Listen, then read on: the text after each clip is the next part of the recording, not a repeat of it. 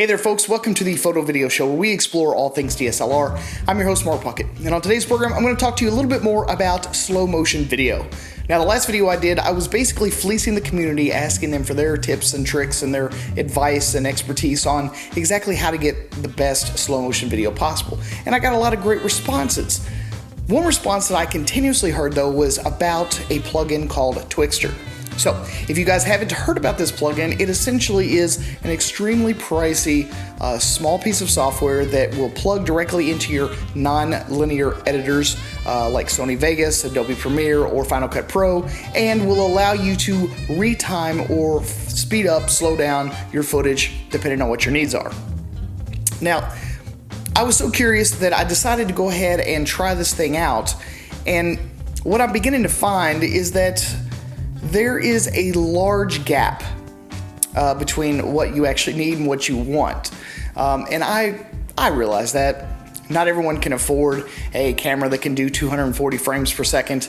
Those are like $8,000 cameras. So that's just unreasonable for most folks. Now, I have picked Final Cut Pro 10 to be my non-linear editor.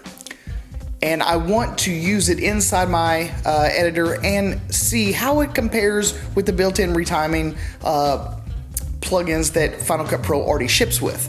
So I hope this will make you a better, more well-informed consumer and maybe keep your wallet a little bit heftier if you don't want to end up spending that money. So if you guys are ready, I know that I am. Let's begin now.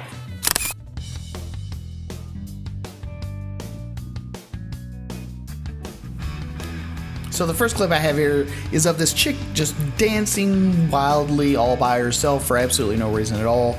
So what I wanted to do is I wanted to compare Twixtor with all three of the built-in modes. So I've got frame blending and optical flow.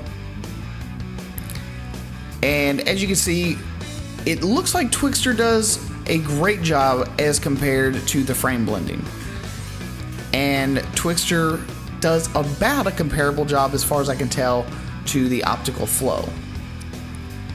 I'll let you guys kind of watch this for a second and you guys be the judge for clip A.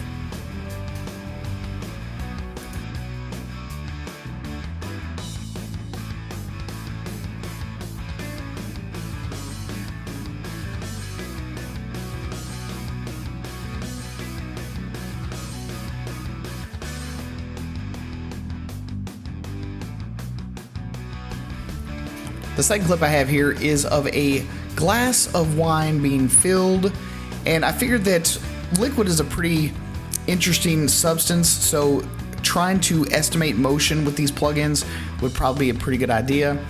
Twixtor on the left, frame blending in the middle, and optical flow on the right. And again, I can see a lot of slight ghosting as the liquid fills in on top of itself. With Twixtor, frame blending just doesn't seem to handle things like this very well at all. And optical flow again comes in a very, very, very close second. I don't really want to say second because honestly I can't see a huge difference between Twixtor and optical flow in this particular instance anyway.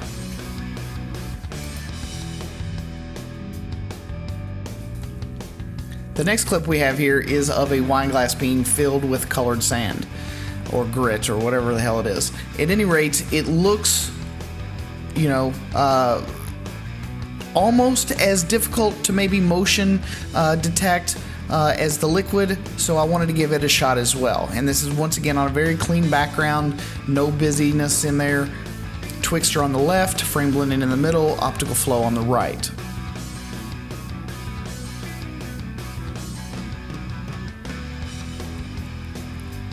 Now, in this particular instance, when the sand first starts to drop into the glass, I can see a slight bit of warping on the Twixtor side. I could also slightly see it on the optical flow. Frame blending, it seems like it handles this one a little bit better.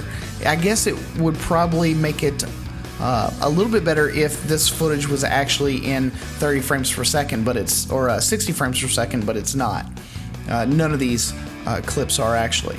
But as you can see, as the sand starts to fill in, you can start to notice that there is a lot of blending of one frame to the other, it almost sort of, I don't know, it almost tries to turn the sand into a liquid because it's not really for sure where the granules of sand are actually going to go next. And I'm sure that that has a lot to do with the motion estimation engine and all that kind of stuff. So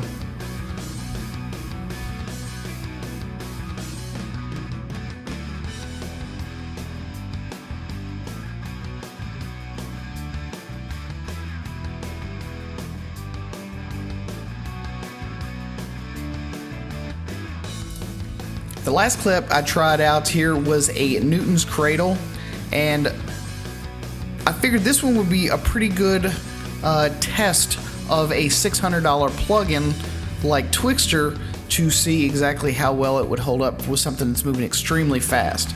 I only wanted to compare Twixtor to Optical Flow in this one, and I have to be perfectly honest, there, in my opinion, is not enough of a difference between either of these for me to justify actually spending anywhere from $330 to $600 on this plugin. Optical Flow is built directly into Final Cut Pro 10, and I honestly believe that if it's already there, why not use it?